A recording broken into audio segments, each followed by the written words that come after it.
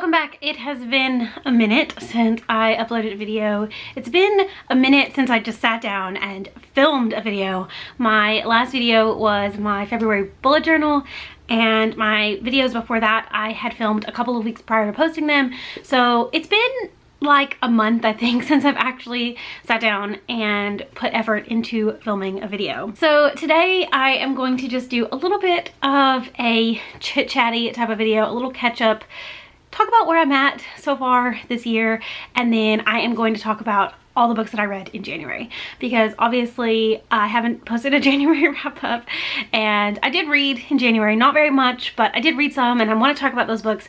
So I'm going to like kind of do like a little life update, and then I'm going to talk about all the books that I read in January. So this year has not gotten off to the best start for me, reading wise and YouTube wise. I think a lot of it has to do with some of the stuff I've got going on outside of YouTube, outside of reading, like all the stuff going on in my personal life. The year has been fine, like personal wise, it's been really good actually. Cole and I got engaged in January, which is really exciting. I'm very excited about being engaged finally and getting married later this year. And even work stuff has been going okay. I mean, I'm stressed out a lot of the time, and I have been working really long hours for the last few weeks, and it's just kind of the nature of the season, but it's mostly okay. But like I said, like creatively and reading wise, I just haven't really been able to get my feet off the ground yet in 2020. I've really overcommitted myself for the first few months of this year. I have a lot of stuff going on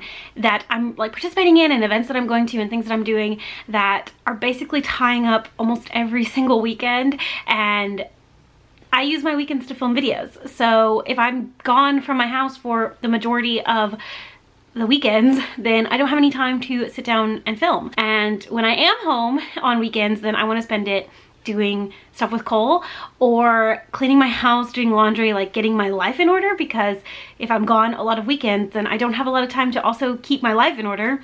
So it's been a little bit of a challenge trying to balance everything that I have committed myself to. I am hoping that things are going to be calming down in the next few weeks, but I don't really know. I was talking to my mom earlier, and I realized that basically from now until about the middle of March, like probably like the 21st of March actually, I have something going on like every weekend, and I have, you know, commitments that I have to take care of.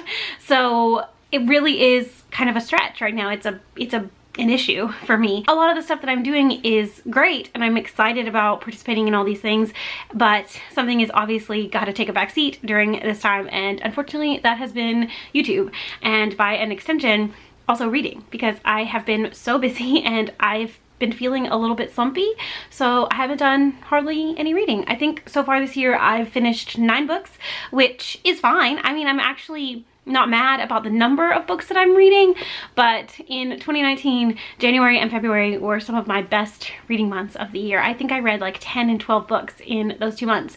So it's been a little bit of like a struggle for me, like not being able to read as much as I want. And unfortunately right now, I'm just really not in the mood for audiobooks, which is, as you know, how I do a lot of my reading, especially during the week when I'm working and stuff. So it's been interesting. It's been such a struggle. Like I said, hopefully by about the middle of March, things will be calming down. A lot of the things that I've committed myself to are happening in the first couple of weeks of March, and then right here at the end of February. And so after that, I will be free again for a little while. Obviously, I'm getting married this summer, so planning all of that and taking care of all the responsibilities for all of that is also going to be taking up quite a bit of time. I'm not going to be talking about that on my channel, because I know that's not what you're here for. If you want to know more about like wedding stuff, you can follow me on Instagram. The link is down below. Yeah, I mean, I've got a lot of stuff going on. This year has turned into something that I didn't really quite expect. And on top of all that, I have just recently made a couple of like personal decisions career-wise that I'm now going to be working on. So it's just, I don't know, I just have to find the balance of my life, and I have to figure out kind of a routine. I have to figure out my priorities, and I have to figure out like how I'm going to schedule everything and how I'm going to do everything that I want to do, because I absolutely do not want to give up reading. Obviously I love reading. It's like part of the reason that I'm still sane. And I also don't want to give up YouTube because I love creating content. I love editing videos. I love putting stuff out there. I love interacting with you guys, and I like talking to people on Twitter, and so I don't really want to give up this part of me either. So I just had to figure out like what I'm doing. I have to figure out how I'm going to do everything.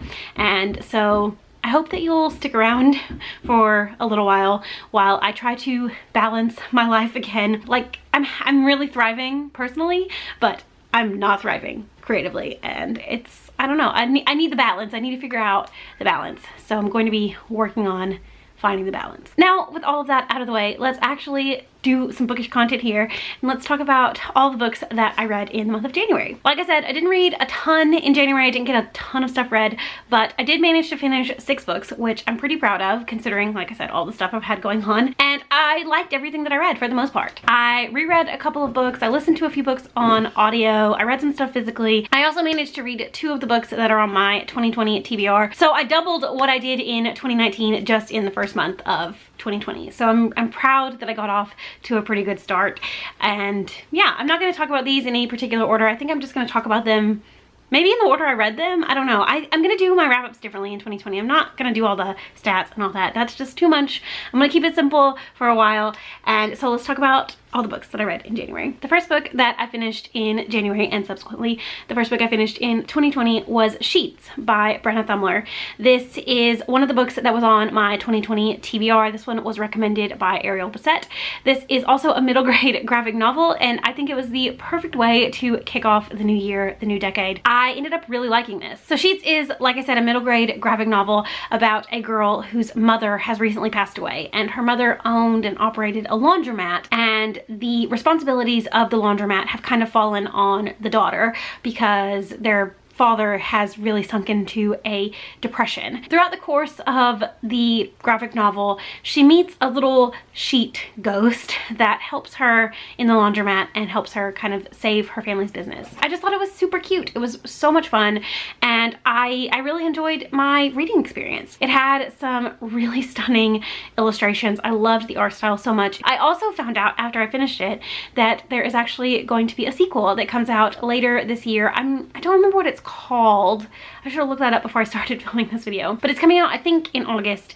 And now that I've read the first one and I know that I liked it, I am excited to have the second book on my radar. This is one of those graphic novels that I could see myself rereading in the future just because it's so wholesome and it made me feel really good while I was reading it. So I think I'm going to purchase a physical copy for my shelves at some point because I did really like it a lot. And it was a super solid recommendation. I'm glad that I read it. I could see why Ariel loves it, and I could see why it could be so popular. And if you haven't checked it out, I would definitely recommend doing so. The next 2 books I read were actually both rereads, and they were books 2 and 3 of a series, and that is of course Layer of Dreams and Before the Devil Breaks You by Libba Bray. These are books 2 and 3 of the Diviner series, which just concluded in February, and I have actually already read King of Crows, and I will talk about that in my February wrap-up. But I really loved rereading Layer of Dreams and Before the Devil Breaks You. This is one of my favorite and one of the most fun series that I've ever read. If you don't know, the Diviner series is set in 1920s New York City, and it follows a group of teenagers who all have special abilities, and that makes them diviners,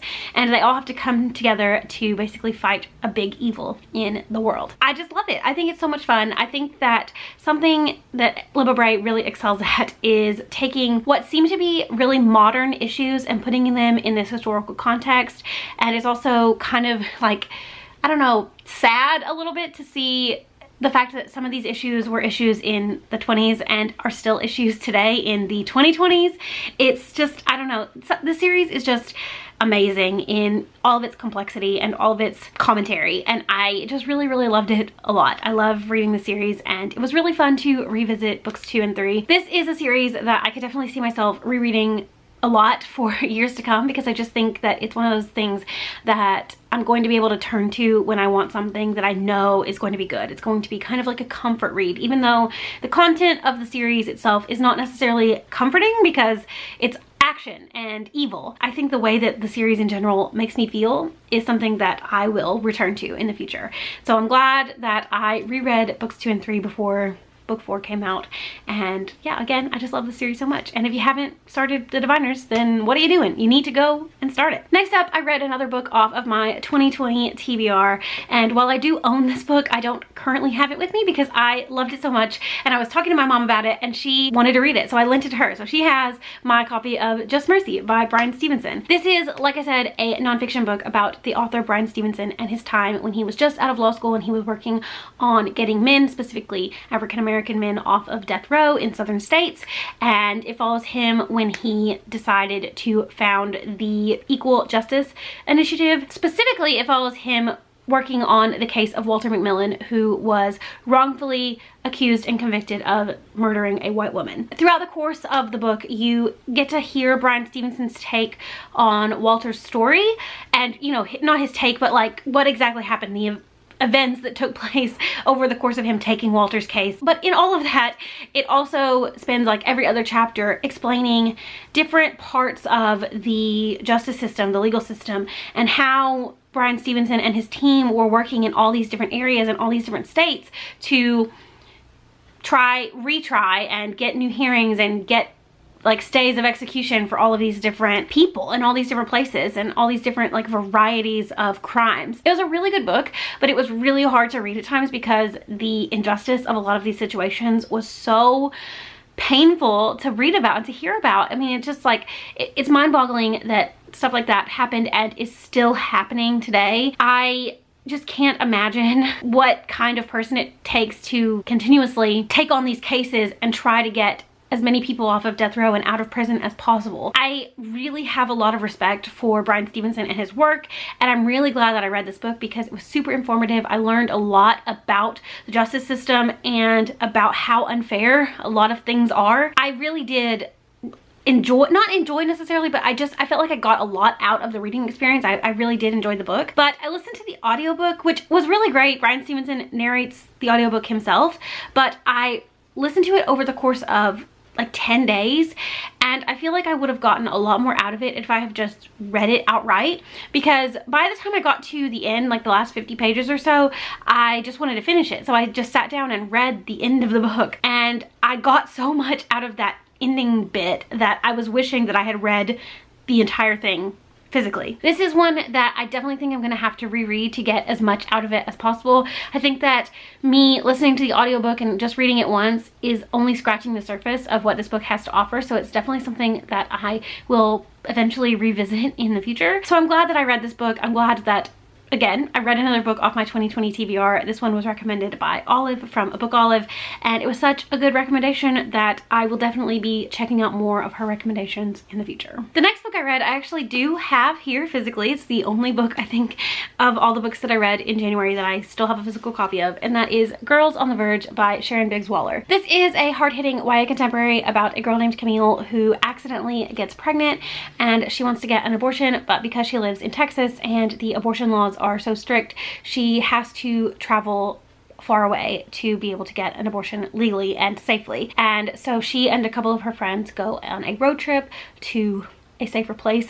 to get an abortion, and this just follows them on that trip. And it also flashes back to exactly how Camille got pregnant and some of the events leading up to them leaving for this road trip. In all honesty, I did like this book, but it really hasn't stuck with me, and I didn't like it that much that I have really like tried to remember a lot of the details. I think that this book tackles a really hard topic, and I admire the author for trying to put a story like this out there, but I didn't necessarily like the execution of this book. I didn't think that the writing was particularly stellar. I had a really hard time with the back and forth, like the timeline. I didn't care that there were flashbacks. I liked that we got some of the context for some of these situations, but I didn't really like the way that the author transitioned from like the present day to the flashback. So I think that that has a lot to do with just the way the story was written, the way that the author decided to tell the story. I felt like there was maybe a smoother way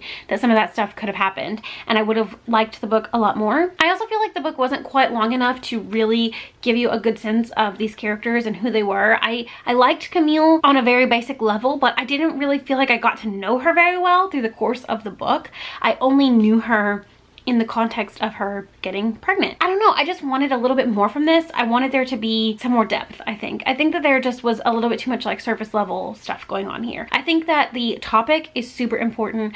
I really liked the way that she handled all of the really hard situations, but I just didn't like the execution. And the last book I read in January was My Year of Rest and Relaxation by Ottessa Moshfegh. This is an adult literary fiction novel. It is about a woman who decides to escape her life, basically. She decides that she wants to sleep for a year. She doesn't like being awake. She is suffering from anxiety and depression, and so she decides to sleep for a whole year. She's taking a variety of different medications to make that happen, and this is basically just her talking about her year of rest and relaxation. I really liked this book. It's not a book that's going to be for everybody. It is gritty and disgusting at times. It is very hard to read about this character who is so obviously privileged that she can just sleep for a year. She doesn't have to worry about bills or working or anything like that. She just basically can lock herself in her apartment and take all this medication and sleep for as long as she wants. It's an interesting book. It really was such an interesting look at the human experience and how people process their emotions differently. I really feel like it was an examination of the different ways that people can process grief and anxiety and the different struggles that life brings.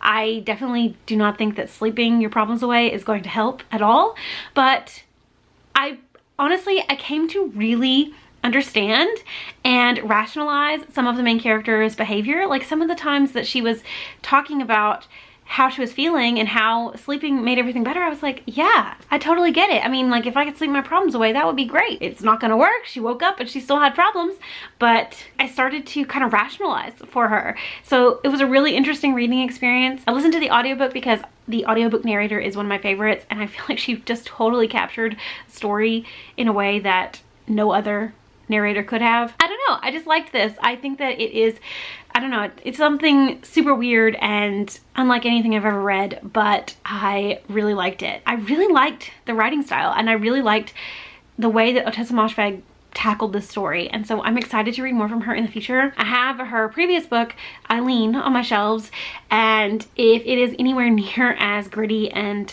a little bit nasty as My Year of Rest and Relaxation was, then I think that I'm going to like it as well. So it's one that I'm definitely going to be pushing to the top of my TBR before too long, because I am excited to read more from this author, and I think that I'm going to be pleasantly surprised by some of the stuff that I read from her in the future. So those are the 6 books that I read in January. It wasn't the best reading month, but it also wasn't the worst. At least I did manage to finish 6 books, which I'm proud of. Some of them were very long as well, so I'm proud of that. I'm really hoping that my reading momentum will come back eventually, but I've only finished 3 books so far in February, and it's already the 16th, so it's not looking too great. I feel like I'm just gonna have to ride this out for as long as I can, and then maybe my reading mojo will come back.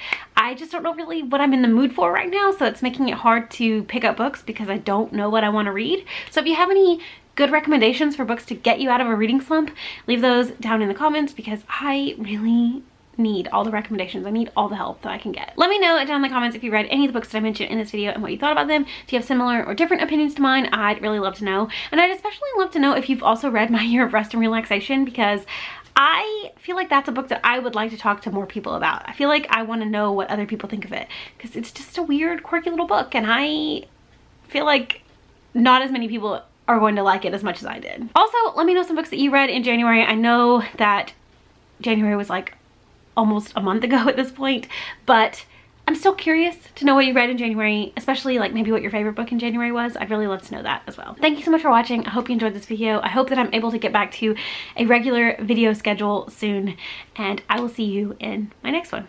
Bye!